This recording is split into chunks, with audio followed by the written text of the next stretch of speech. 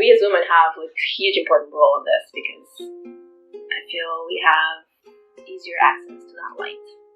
It's more present within us. Like there's compassion. There's a lot of love. Of course, with all the trauma that for millennia has happened to us, but we've always been the mothers, we've always been the nourishers, so we always had to keep that chain going, you know. It's never been broken, the love chain. So I feel like we have a huge role and responsibility to show the world how things are done. And it's happening. I feel like woman rising is happening. Absolutely. Womankind is rising, and it's about time.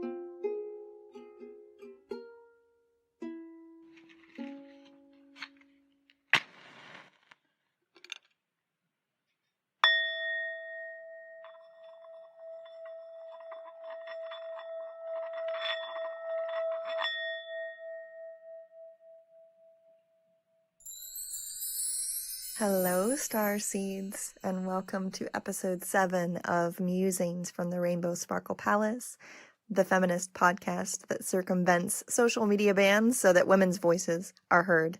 I'm your hostess, Berea, Kentucky-based feminist folk punk musician Rainbow Star, and today's episode is Building a New Earth with Joana Amorim. Joana is a friend who lives here in Berea, and we met a couple years ago at a farm where we both have worked, and it's a sustainable off-grid solar-powered farm, and she and her husband Michael and their friend Lauren, who you will recognize from the music video for Patriarchy Song. He is the guy who's running down the street topless next to me, and bless his heart, it was beautiful to have a man who I felt comfortable enough with to do that alongside.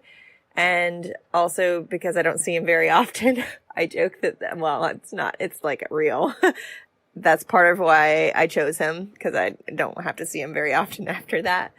But it's cute that he was far more nervous about it than I was. I was really excited about jogging topless down the road for this music video, as is my right as a woman in the state of Kentucky, and as should be my right as a human being.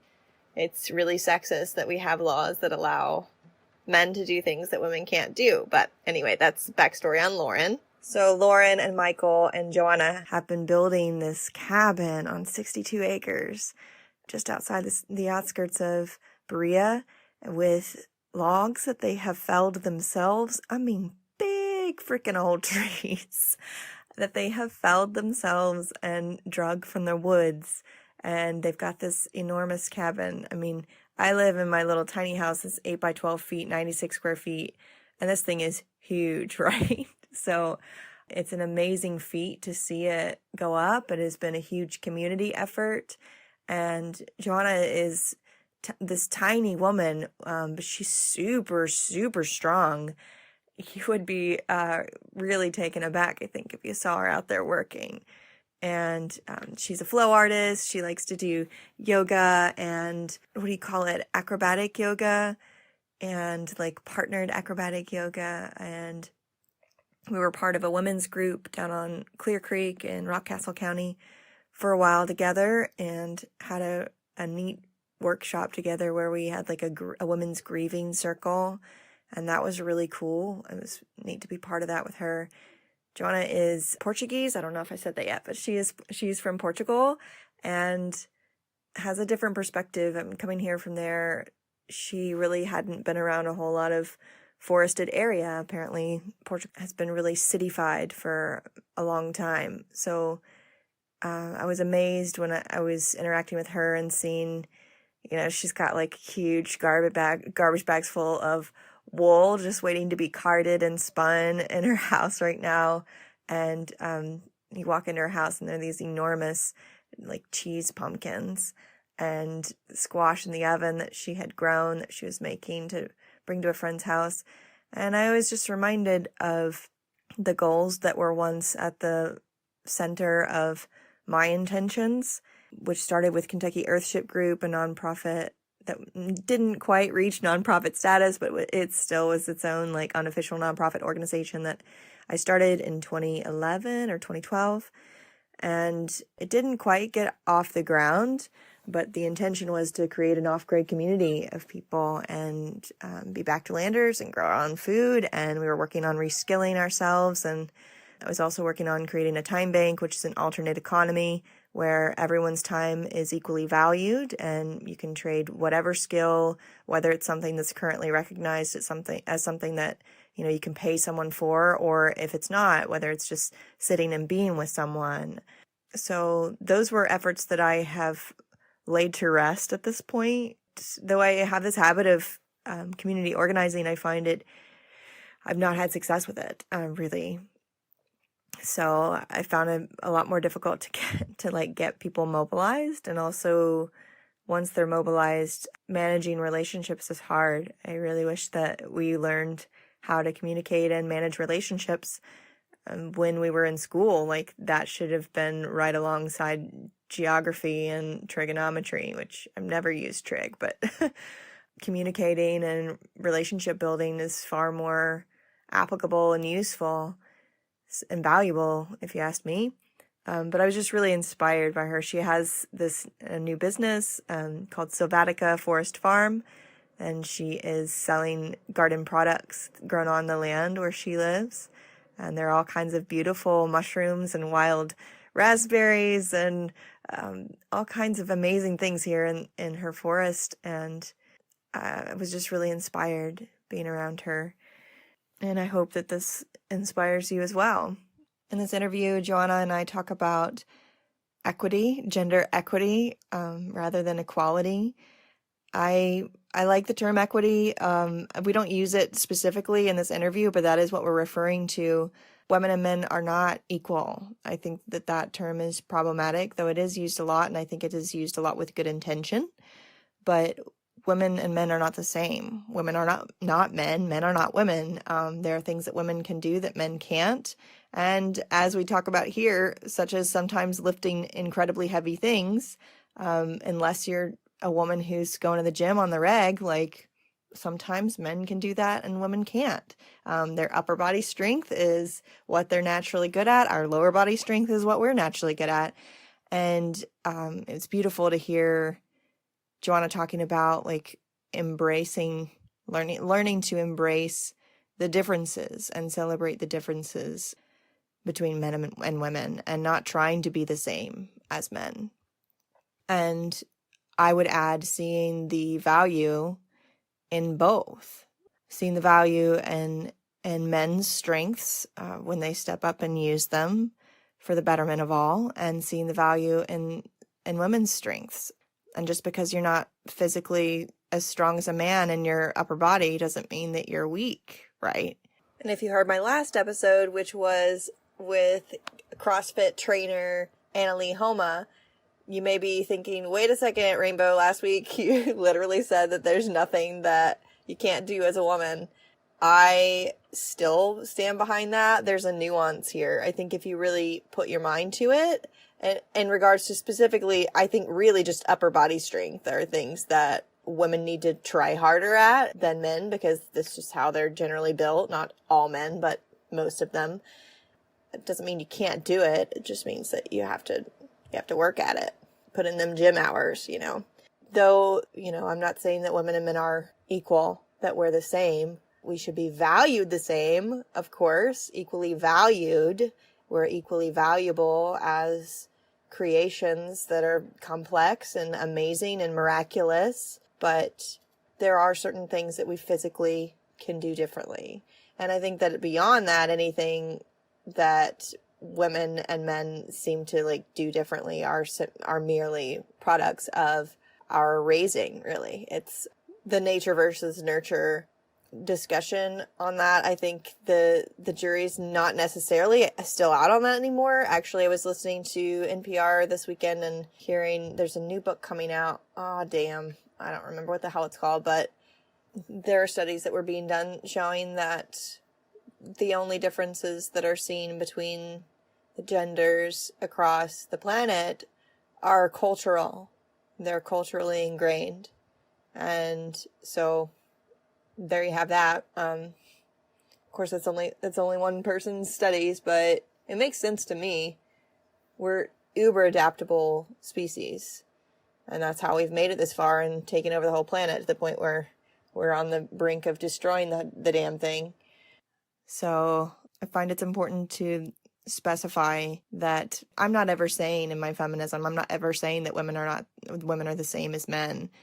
And another way that I think that can become problematic is, like, for example, I was briefly seeing someone a couple years ago, and I remember we were like downtown in a bar in Lexington, super late at night in the middle of the winter, and there's like an ice storm going on, and I had not lived in Lexington for years, and I don't know that I ever really felt safe in downtown Lexington for many reasons. There was a lot of scary shit that happened when I lived there, like a lot, like being followed home, like having my house broken into, and, you know, a lot of other people experienced that and worse.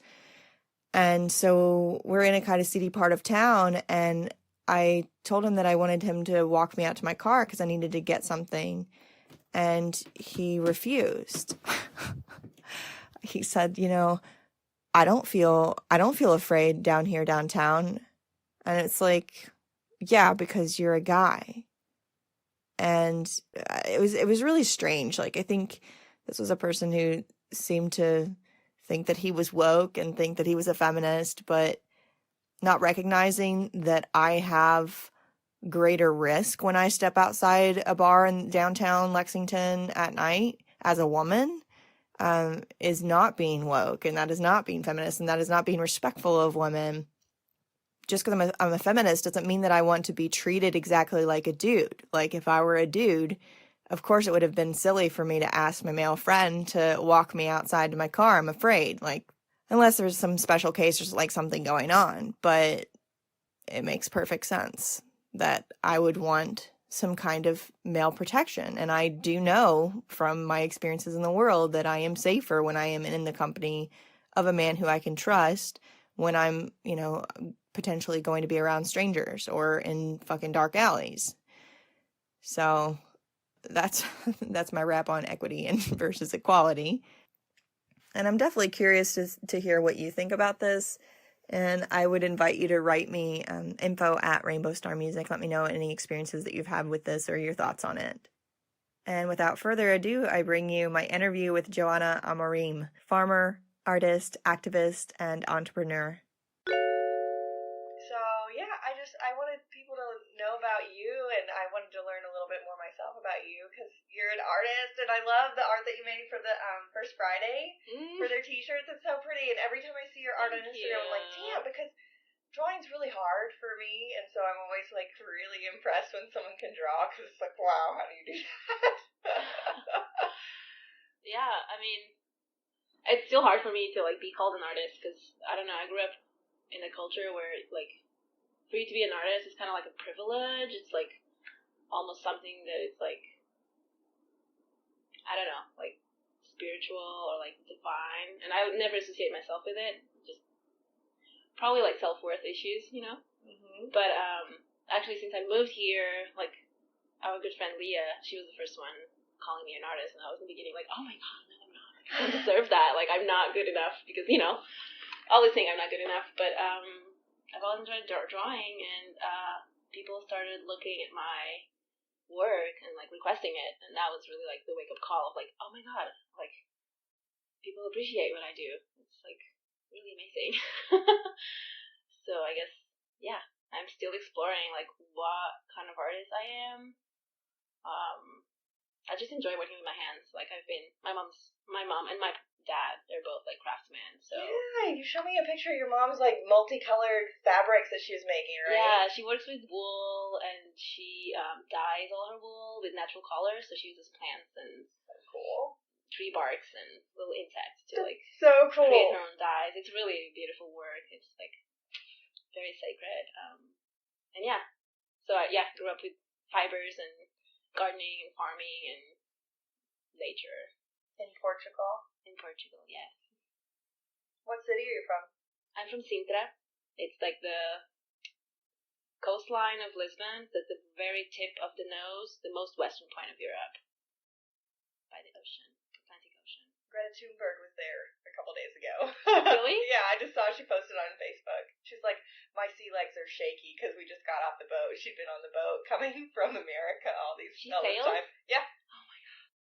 It's beautiful. It was absolutely beautiful, this picture. And she's like wearing all black, and then like the sky is just this aqua blue, and all the buildings are like orange and green and like really brilliant and vibrant. I was like, wow. I'm actually going in a week and a half, so I'm really excited. Really? Yeah. I'm going home for Christmas and New Year. Oh my gosh, that's awesome.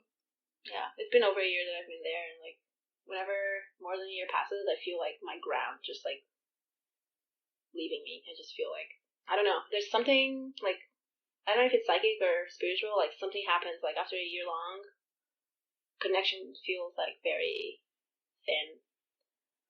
And then myself, I started getting like all out of balance, and I'm like, I need to go home. I need to reset. I need to like feel my roots. Mm-hmm. I'm really happy for that. Do you ever get to where you feel like you're losing your words from your mother tongue? I do actually. Whenever I speak with my family, it's like it takes me a few minutes to like be fluent again. I feel, because I feel like I'm developing myself and developing a lot of thought in this language, and then like to translate it back to Portuguese is sometimes challenging to be like, oh wait, what's the word? Like, I don't know, I've never said this word in Portuguese, or I never like really explored the meaning. And yeah, there's being a different language, like there's a lot of different ways you can say things, so it's a little tricky sometimes to find the right word. Yeah, I find myself speaking a mix of Portuguese and English very often. Like everyone makes fun of me because I have like an accent now. I'm like, I can't even hear it. I'm like, no, I don't want to like. It takes me like a week and then I'm back to normal. But yeah, it's definitely challenging. And I dream in English too, so. I know about that. I did the same when I learned Italian. I was in Italy for like a year, so it was fun. It was fun. I liked dreaming in Italian. I was like, yeah. Ooh. I know. It's like a whole different. And you know, kind of, I'm aware of it. Like I know that I'm dreaming in English when I wake up. It's really funny. I still dream in Portuguese too. Michael tells me that I speak in my dreams, and sometimes like he believes it's Portuguese, and he doesn't really understand much. But yeah, I fear that I'm going to lose it, but I don't think I will. Yeah, it's too deep. For sure. Too engraved in me, I guess. It's in your primal brain. Yeah, in my bones. Yep. In your marrow. Yeah. So how did you learn how to draw? Just from being around artsy folk growing up? Yeah, actually my sister was my biggest inspiration. She's a very good drawer. And as a kid, she would get really mad at me because I would copy her drawings. And then eventually she stopped drawing, but I continued. And then I went to cinema school where I studied animation, which was very challenging and not at all what I was like prepared to do, because it's a very like strict drawing. Like you have to draw like very realistic in a way, and like have to repeat the same drawing many times. And I was just like, this is not for me. I like to flow in my art. Like usually when I draw, like I don't know what I'm drawing until I finished. It's just like it kind of flows. I feel like I enter this space where I'm not really using my brain. It's just like a channel of creativity. Absolutely. So that's another thing about like being called an artist and being like asked to do something, is then I have to like force myself to be in that state of mind. Yeah. You know, and it's really challenging. I've been learning like what things I can do to like incentivize that, but it's hard. It's hard to be creative like forcefully in a way. I know. Anytime I've ever tried to write a song, it's been absolute shit. If I try to write it, it's horrible. And I've always said that too. Like I don't even feel like I write my songs. It feels like they come to you. Yeah, right? exactly. Yeah, they arrive. I have to catch them. Exactly. That's how I feel too. So yeah, still undefined artist, but slow artist maybe. I like that word. So how do you feel about Appalachia now that you're here? It's like a very specific region here in America. And did you have any ideas of what it was going to be like before you got here? Were you like surprised at all? I had no idea. Just a little bit of what my partner told me. We have traveled around the U.S. for a little bit looking for property, and he's from the Midwest, so he told me a little bit about this area. And actually, when he found his property in Berea, I was in Portugal, so he was just like sending me videos and like telling me all about it and how magic, and he had everything we were looking for, and I just fully trusted. I was just like, all right, this is it. I'm coming, and we're doing this. Yeah, but it was not until I got here that I really like understood like the power of nature here. It's something that in most Europe, but definitely in Portugal, like it's been gone for centuries. Yeah. You know, all the forest has been cut down to build boats, to explore the oceans. And so we don't really have any, like, natural forest in Portugal. There's a little area in the north called the Gerês. That's the only, like, naturally planted forest. So, yeah, being here, and even though there's been a lot of logging and old-growth forest is something that really doesn't exist anymore, but it's so diverse, and the nature here is so, like, lush, and it's the second most biodiverse forest, temperate forest in the world. Mm-hmm. I'm really into plants too, so that's really exciting for me. I'm still, every day that I go hiking, I discover new species, and I'm just like fascinated with the wildlife here. There's wild animals. It's incredible. I mean, it's really incredible. Yeah, and I think it's a jewel of this country as well that not a lot of people, in my understanding, like know about. I feel like when I'm outside of Kentucky and I talk about this area, everyone is like, Kentucky? Really? Like, why in the world did you choose Kentucky to live in? I'm like, because it's really amazing. Mm-hmm. Like, there's really beautiful culture there, too. Mm-hmm. That I have, like, as an outsider, I feel like it's been slow for me to, like, tap into that culture. Because maybe people are not so open to sharing right away, you know, like, there's this protectiveness about the woods and the culture here, which sometimes can reach some extremes, I think, but overall, I think there's a reason why, and it's because it's a treasure. It's precious, and it has been exploited by coal companies. Yeah, exactly. It's been very, like, traumatized. But yeah, like, I love hanging out with the folks here, like the countryside folk, and like learn like what they know. It's incredible folk knowledge that you can't really get anywhere. Yeah, like just like any jewel in the world, it's endangered. I know. That's why I'm always like, I know I wrote a song about Berea and how great it is, but I'm like, shh, don't tell anybody. We don't, I mean, especially Berea, like, we don't have room to grow, and we're the fastest growing city in the state. Really? Yeah, and people are all the time writing these articles like, if apocalypse hits, go to Berea. I'm like, shut the fuck up. Like, don't tell them. Yeah. I feel that happened in my hometown back in Portugal too. I mean, it's always been a touristic area. It's like world heritage, whatever. But Portugal used to be a forgotten country in Europe. No one would ever heard about it. No one ever went. It was just like a little corner of Spain that no one really cared about. And now it's just been like it's boomed. Like, tourist industry is incredible. Like, it's awful actually. Like, I go back home and I'm like, oh my god, where am I? Like, I don't recognize, like, there's nobody speaks Portuguese on the streets. Everything is catered to the tourists. It's like very overwhelming. I can't drive to the city because the traffic of like tourist buses is just so bad. It's awful. Are people speaking English in the streets? Yeah. Of course. Yeah. Like, it's a pure example of globalization, I feel. It's sad, and I don't want it to happen to Berea. Although it's very different here, I believe. I hope it stays that way, but I don't have much faith. Honestly, like, if we go wet, which is inevitable now that we've gone moist, I don't know, people have equated it to Asheville. Like, Asheville used to be really very Berea-like. People have... Small town, artsy community. And it took 10 years, and it's just like... No one can get a job, and rent is so high, and all the white people have bought out all the, the places and kicked everybody out of color, and so I don't know. I have had a hard time finding a job in Berea. I feel like everything is like taken over by the college, and like if you didn't go to college in Berea, then there's no chance for you to work here. Totally agree with that. And I'm like, what the hell? Like, I want to be part of this. Like, and even like community projects, I've been wanting to be part and volunteer. People just look at me sideways and they're like, who are you? You don't understand us. You don't know nothing about us. So get out of here. I'm like, I'm just trying to help. Oh man. Yeah. It's really bad. Where did that happen? Is there any place specific that... I just got the feeling, like, in a few projects that I tried to get involved with, people were not really welcoming of, people that didn't go to Berea College, or... It's interesting. I guess that happens a little bit everywhere. Like, if you know someone, you're good. If you don't know anybody, you're going to have a harder time integrating. Yeah. But I feel like with our project down in Clear Creek, slowly we're, like, creating this credibility, and people are looking at us, I feel like, in a different way than when we arrived here.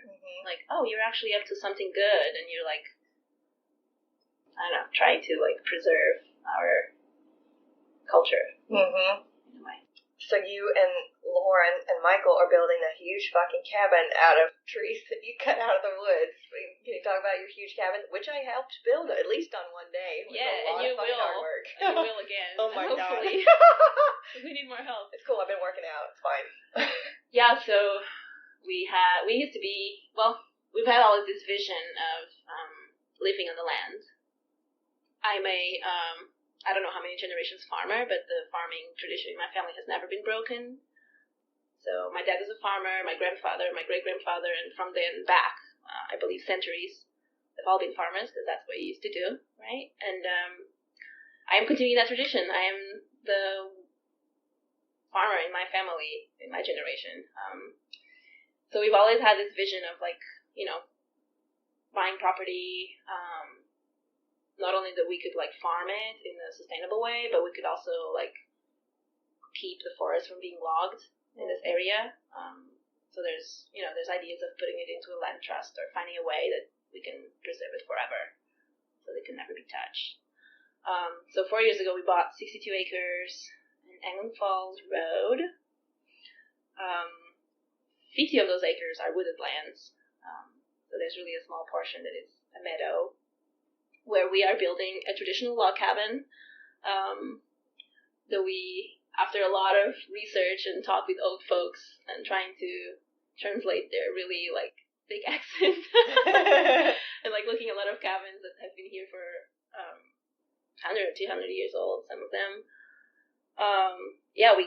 We gather the techniques and we just harvest all the wood from our forest and with axes, all made with hand tools up until 2 years ago. So the first 2 years we only used hand tools, so we were completely zero fossil fuel use.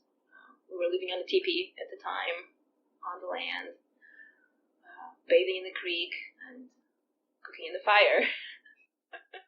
As you do. Yeah, as you do. We also had a really cool old Mercedes Benz that we run on vegetable oil that we recycled from restaurants on the way. That's awesome. I always wanted to do that. Yeah, it's really cool. We crossed the country like 4 times that way. Wow. It was definitely a very big learning process. Really, really fun and really, like, empowering, you know, to be able to find ways and solutions around the current paradigm. So yeah, it's the 4th year now. The roof is up, the windows are in. We're about to put the floors and chinking the walls, which is the technique used to seal between the logs because there's gaps. And yeah, we're hoping to move in next summer. Fuck yeah. Summer 2020. That's so exciting. We got spring water on tap too. Yeah, that's huge. That's huge. I feel like one of the biggest accomplishments. It is. Yeah. I was just thinking today, I was taking a shower at the gym because I don't have indoor plumbing, and I was thinking, how did people, like, stand banging back in the day without, like, water? Like, they must have had, like, the smelliest fucks. Like, right? Yeah. We used to smell really bad. Therefore, they invented the French bath, right? Like, bathing in perfume. Oh, yeah. Also known as a whore bath. Oh, really? Yeah. Well, not surprising. Well, I guess when you don't shower for a long time and you're kind of, like, outside working in the dirt, like, there's a chemical transformation that happens that, like, you know, if you eat healthy foods, then you don't smell as bad. There's not so much toxins present. For sure. It's probably a factor. Hopefully. Yeah. I mean, from experience, I can tell that. I mean, they definitely banged anyway, so I guess that's why we're here. Yeah. I didn't keep them from doing it, huh? I wonder, are there any experiences that you feel like like any challenges that you've had that have been specifically because you're a woman, or anything that you've faced that's been like, this probably wouldn't happen if I were a dude?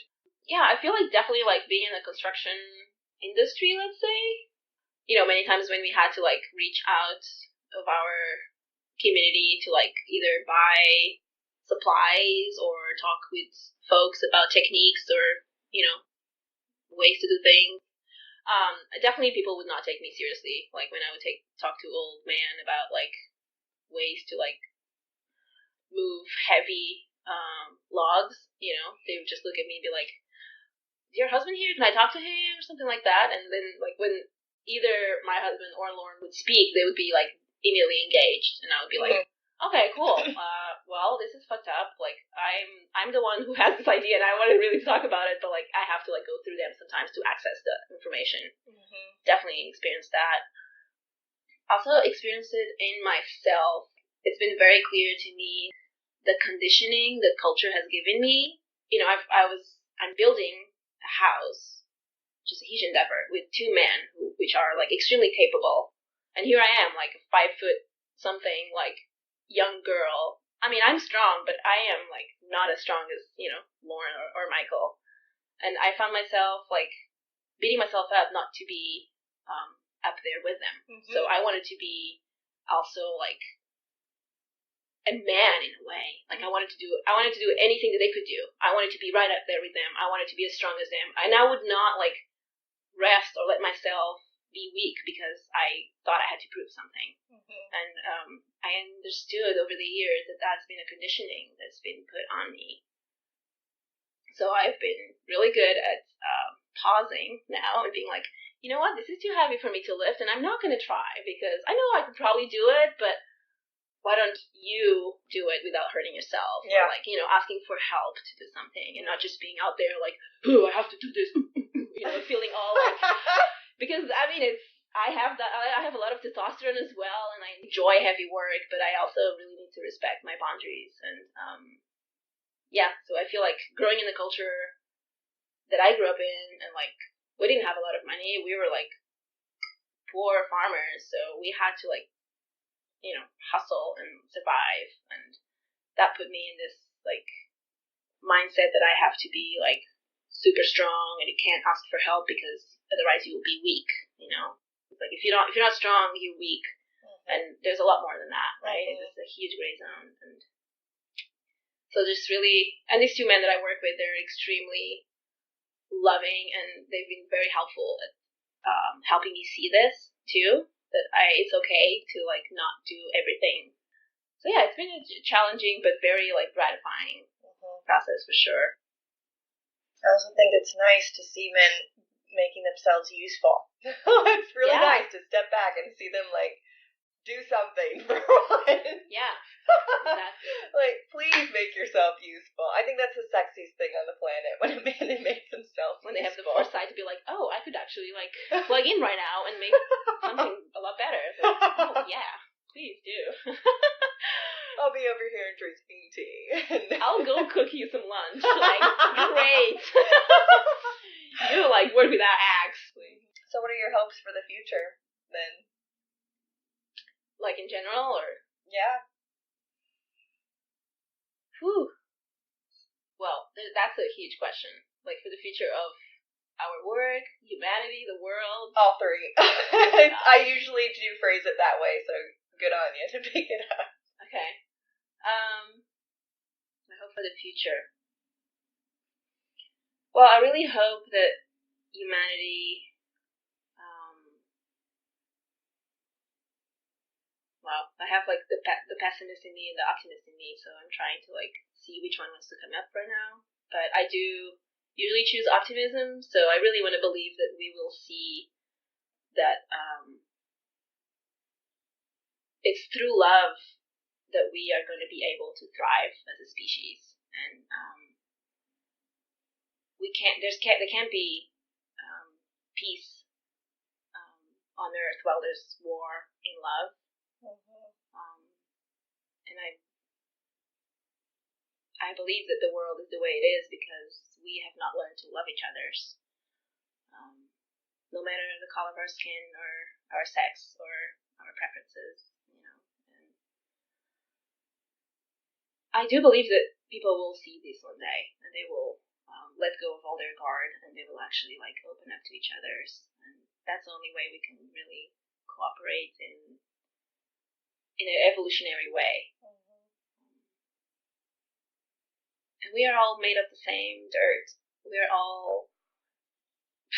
I see this so clearly in me that every single emotion that people feel or show, I can relate so much. We all feel the same way. We all grieve. It's the same feeling. We all love. It's the same feeling. Our hearts feel the same way. We're all different people and we have different experiences, but our core is the same, and we need to understand that in order to relate to each other's and stop fighting, right? And just really support each other's and elevate each other's, and yeah. So that is my hope for the world. I know it's very general, but that's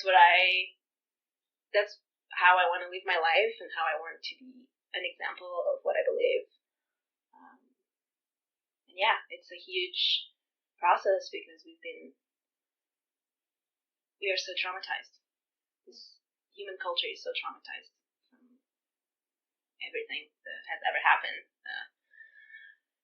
But yeah, the light is still shining, and I know we can all hold on to it. I know we can access it. It's in our bones, and we remember it in our bones, I believe. So yeah, Beautiful. Of course, there's the other side of things. It's just no, there's no hope. We are towards extinction, and Yeah, there is that. However, I mean, I noticed that I'm able to make better choices when I choose to have faith that things are going to turn out okay. Yeah, of course. I mean, intellectually, strictly intellectually speaking. Yeah. Yeah. And we are all I believe there's a collective consciousness, and the more positive vibration and love vibration you contribute to that, the better use you're doing of your physical experience here on Earth, right? So why not do it? Why not use this opportunity to do something good? Mm-hmm. Sometimes it feels so small, but it's important for future. Women. And we as women have a huge important role in this because I feel we have easier access to that light. It's more present within us. There's compassion. There's a lot of love that has never been. I mean, there's a lot of course, with all the trauma that for millennia has happened to us, but we've always been the mothers. We've always been the nourishers. So we always had to keep that chain going. It's never been broken. The love chain. So I feel like we have a huge role and responsibility to show the world how things are done. Get out of the way. Yeah. Let the women be in charge. Shut the fuck up and listen. Leave the women in charge. And it's happening. I feel like woman rising is happening. Absolutely. Womankind is rising, and it's fucking amazing. It's about time. Mm-hmm. We have 4 women running for president right now? Yeah. 3 or 4? Wow. Cool. It's bound to happen because we all strive for. Everything is always working towards evolution and then destruction, right? But we are still working towards evolution. So womankind gotta rise up. Mm-hmm. That's all I have to say. Yo. Mm-hmm. Does that answer your question? It does. And then, as far as having your roots settled down in your house this summer, then what are you planning to do? Well, we have a lot of regenerative agricultural practices that we want to implement. We also have small businesses that we've started, forest farming business, and we're hoping that this place could be an experimental place where people can reconnect to nature and the ecosystem and understand what the potential of their role can be in that ecosystem, and that we are not separated from it, we are part of it. So, yeah, hopefully it will be a place where people can tap into that and remember. Tell me more about your permaculture action days, right? That y'all do, and what is the name of the? It's been so long. I'm sorry. What's the name of it? So we co-organize with a nonprofit called the Permaculture Action Network, and essentially what we do, we partner with artists, in this case musicians, and we mobilize the crowds from their shows and cultural events to take direct action onto the community. And we choose to work with disadvantaged communities and marginalized communities. So we go to the shows, we mobilize all the people that have all this energy that they don't know what to do with it, and they're following their artist that has all this vision and all this like amazing values, and then we bring all those people together onto the community and create events that we call the Permaculture Action Days. And we usually focus a lot on like food sovereignty and food security places. So we collaborate with grassroots organizations and set up community gardens, or like just bring energy onto existing community gardens that need some more work done. And it's a whole day. Usually it's all for free, and we have live arts, musicians, and workshops, skill shares, hands-on projects. So it's a whole educational and like community building day. And we have food, and so it's a place where people can connect. We've just done our 100th one. What? In Nashville? Yeah. Like you and Michael, your 100th? No, the whole Gotcha. The whole network. Gotcha. So we're divided by bioregions throughout the country. The core crew is situated in Oakland, California, and then me and Michael are part of the southeast mid-Appalachian bioregion. So yeah, we work in Nashville and Kentucky. Hopefully we'll work in Lexington the next years, because I really want to have more local action in this state. They have a lot of stuff like that over there too. Yeah, so I know. I would love to connect with more folks that are like doing work like this. Mm-hmm. Cool. Let me know. I can connect you, because I used to do stuff like that up there. It feels like it's been forever. I've only been gone for like 5 years, but yeah, I feel this is much needed in urban settings, because people are craving for that connection and to put their hands in the soil and to like connect with each other at that level. You can go crazy in the city without it. Oh yeah, yeah, absolutely. Yeah, you can see like in these days, you can just see the energy that is rising, and people are just so happy, and it's just like, I mean, like I said, we are part of this ecosystem, and we have been so separated that like it's like part of us is gone. Like, so when you reconnect again, it's like this fresh air. It's like, oh, I needed this, and we don't even know why anymore, but it's because it's part of us, you know? Garden therapy. Yes, exactly. Yeah. Awesome. So you're going to be based out on Clear Creek in your cabin, and you and Michael do your thing all over the country or all over this region? Yeah, I'm really trying to focus more on being more local and not travel as much, just because I want to reduce my footprint. Yeah, I feel there's a lot of work to be done in this state. Yeah. Also, for me, I don't like traveling. Yeah. Once you get in Berea, it's like, why would I go anywhere else? This is really nice. I know. I have hermit tendencies. I'm definitely like an introvert, and if you would not knock on my door, I would not really like go search. I will entertain myself. Same. Love being alone. Yeah. But you're mobilizing people and like doing the community organizing thing. Yeah, that can be an energy drain, but I hear that it's also like a passion for you, so I'm sure it's fulfilling in many ways. It's this two sides of me. Like, I'm a passive activist, and then like the Action Network is my activist, like activism. So it's like this. I'm like dancing between these two worlds of like being on the land and making the passive work behind the scenes, and then being out there in the front line, like with people. If there's anybody that hears this, it's like, that's really cool. I want to do that. How could they connect with you, or if they're not here, connect with somebody else in like other areas of the country? Well, you can go to www.permacultureaction.org. That's our website. You can also search on Facebook, Permaculture Action Network. And yeah, just reach out to us over there, and we'll reach out back to you. And if they're like musicians and artists that want to get in on that, they can do that. Yeah, absolutely. Yeah, if you're an artist, if you're a grassroots organization, or if you are a community organizer, let's get together and rise up. Hell yeah. That's awesome. I love it.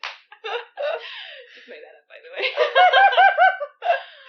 Is there anything else that you have in your mind? No. I'm just really thankful for there's platforms where people can share this kind of stuff, and I'm thankful for you, Rainbow. Thank you for coming to me. Absolutely. Appreciate that. I missed you. It's been too long. I know. Yeah, we should do another women's circle and bang on drums and cry and scream. And then we can dance. Exactly. Whatever. Beep. That was absolutely heartwarming. I love Joana. I love her. I hope that you loved that interview. If you ever get a chance and you're in the area, you should holler at her, Sylvatica Forest Farm on Instagram, and I bet she'd be happy to give you a tour of her gorgeous cabin in the woods and show you the spring where they brought their own damn water in. That is huge. As somebody who also is living without indoor plumbing right now, I can tell you that's amazing. What an inspiring, beautiful life. I'm so glad that I was able to talk with her and bring this interview to you. So, question of the week in light of this: do you know how enough you are? You're so enough. It's amazing how enough you are. You're a miracle. Really. I'm reminded of SARK, S-A-R-K, Susan Ariel Rainbow Kennedy. Have you seen her books? They're self-help books, but they're so fun. She writes them in all these different color markers and has these little drawings that are like kid drawings, and they're so adorable. And she talks about how she's been through some really heavy shit, and she goes through these heavy struggles and shit, but she has this childlike wonder about her and is continually reaching for joy. And follow her on Instagram. Do yourself a favor. Tell her Rainbow sent you. She hopefully will remember me. She was my mentor for a little bit last year, and I got to Skype with her a couple times. She's out in San Francisco, but there's this theme of being a miracle, and miracles finding you. And when you're in really rough times, one of the things she says is, miracles find me now. Miracle solutions or something find me now. And I think that when we're able to remember how enough we are, our power is increased. On that note, the feminist pro tip of the week is, you don't have to be equal to a dude to be enough. And that may sometimes mean letting someone else move heavy shit for you. That may be metaphorically or literally. And if you want to get to where you're lifting heavy shit, go to the gym. Berea Fitness 24/7. My amazing trainer that we interviewed last week, Annalie Helmut, she's there. She would love to help you learn how to safely lift heavy shit. So you can go out there, and if that's what you want to do, tell all those boys to step aside and you just go for it, girl. I believe in you. But if you're not going to do that, that's also fine. You don't have to. All right, hold up. This is the part where I usually come to end the podcast, but there's more that needs to be said. This is a total different foray from everything we've been talking about, but this is really important. If you do not know about the Chinese Holocaust that is happening right now, there are estimates of 1 to more than 3 million of our Uyghur Muslim brothers and sisters, East Turkestan people who are in Xinjiang in China right now, which has been annexed by China long time ago. And they are currently being kidnapped at night by the Chinese Communist Party and members of the Chinese Communist Party. And the entirety of Xinjiang is under extreme, super high-tech, crazy digital surveillance. And they're taken to these concentration camps where they're being brainwashed and tortured. And if they don't comply entirely with this day-long, rigorous torture and brainwashing that China is calling vocational training and religious reformation, they are being killed. And they're also, as soon as they are brought into these concentration camps, their DNA samples are being taken. And if they match an organ donor, the Chinese government is profiting off of them. The waiting list for organ donation has gone from years to even weeks and months at this point, because these kidnapped Uyghur Muslim people are being illegally killed for their organs. It is so beyond anything I've ever imagined. Google Uyghur people, Chinese Holocaust, and you'll see it. This past weekend, I took a break from editing the podcast to write a song that was inspired in part by a bizarre white male reaction to a post that I had made about the impeachment and how it looks like right now it's not going to go in the Dems' favor, which at this point I'm like, okay, if y'all aren't taking down Mike Pence, like, we're fucked if you take down Donald Trump and leave us with Mike Pence as president. So, I mean, but it is really fucked up that we can't convict someone for high crimes and misdemeanors that have this much factual evidence behind them, and that the Republicans are saying, on the other hand, like, oh no, the sky is purple. What are y'all talking about? The sky been purple forever. It's fucking crazy. But so I was talking about how the impunity of white men is to the detriment of our species. And this white male responded and was like, not all men. And he's like, you know, you're fighting fire with fire, and I just try to be nice to people. And so I wrote this song as like, clap back at it. It's wonderful to have compassion. Compassion is inherently within me. I don't wish for anyone to suffer ever, period. But I want justice right the fuck now. I want justice now. And speaking out about that is not without compassion. Speaking out about it is not fighting fire with fire. And I also would question anyone who feels offended when people call out injustices and feels like they need to defend themselves because they are of the race or the gender that are perpetrating the acts that are being called out. Like, take a step back and listen, because you just need to listen. Like, you don't need to take offense. I don't feel offended when people of color say white people do this or that, because, yeah, white people do this or that. And yeah, there is racism inherent in me because I have been raised in this society as a white person that I need to continue to root out. I'm not going to be like, well, I'm not the problem, not all white people. Like, no. Hell no.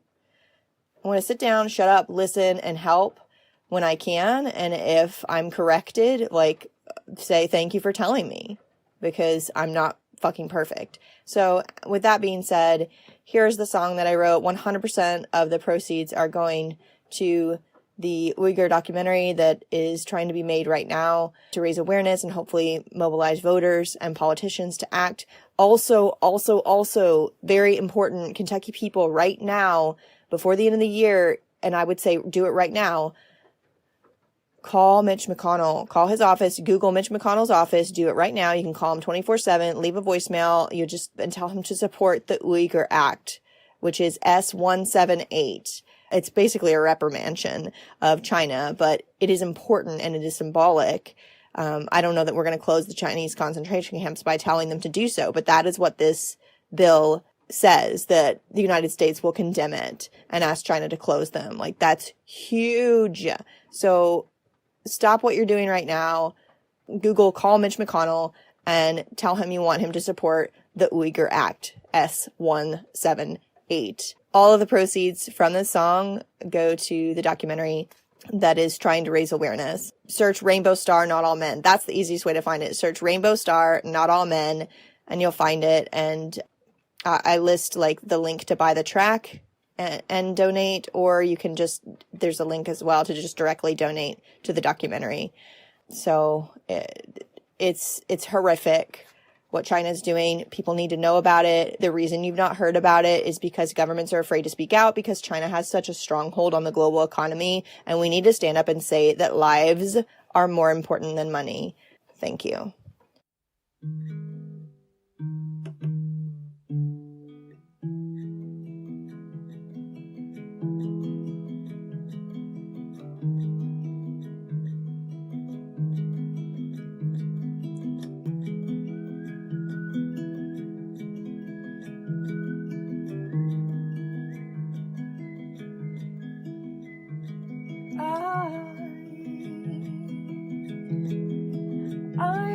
gonna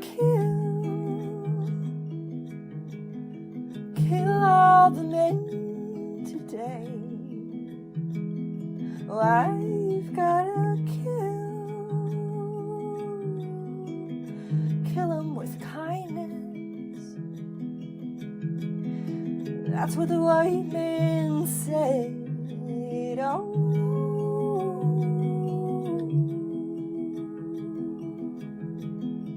that's what the white man said.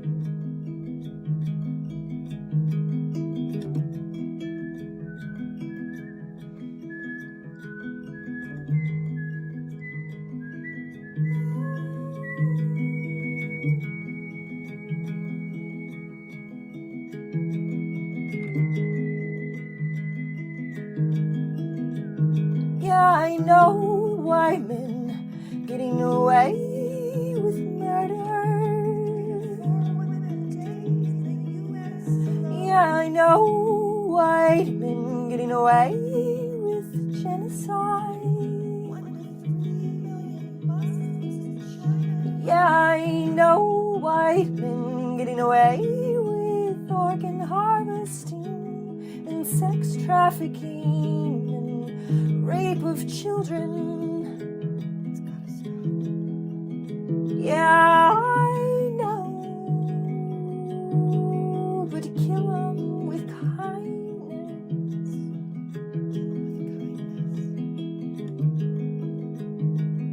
Yeah, Rainbow, you're missing the point.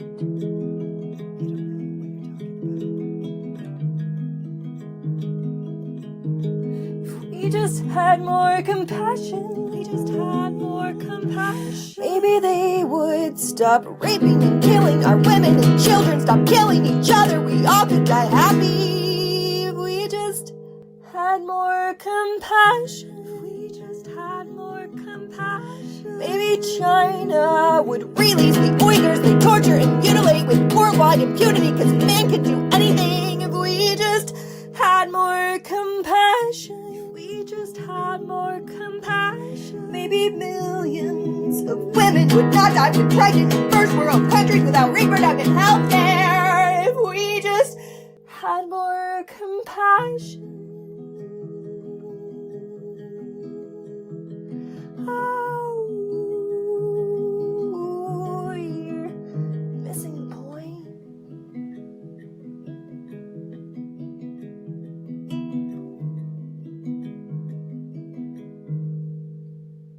If we just had more compassion, if we just had more compassion, if we just had more compassion, if we just had more compassion, if we weren't so anti-white men, if we just had more compassion, if we'd say this never happened, just had more compassion, then white men could sleep well tonight. So I've gotta kill all the men today. Kill them with kindness. That's what the white man said. And that was Not All Men by Rainbow Star. There's always Easter eggs and juicy goodness in the show notes at rainbowstarmusic.com/podcast. You can listen to the podcast on any of your favorite platforms, including Spotify and YouTube. Just search Musings from the Rainbow Sparkle Palace. You can find us on Insta at Palace Podcast. This episode was written, edited, and produced by me, Rainbow Star, and the background music is also written by me. New episodes release every Wednesday, so keep coming back. You're welcome to subscribe, rate, review, and share, and let others know that feminist voices are well worth hearing. Stay fierce, stay sparkly.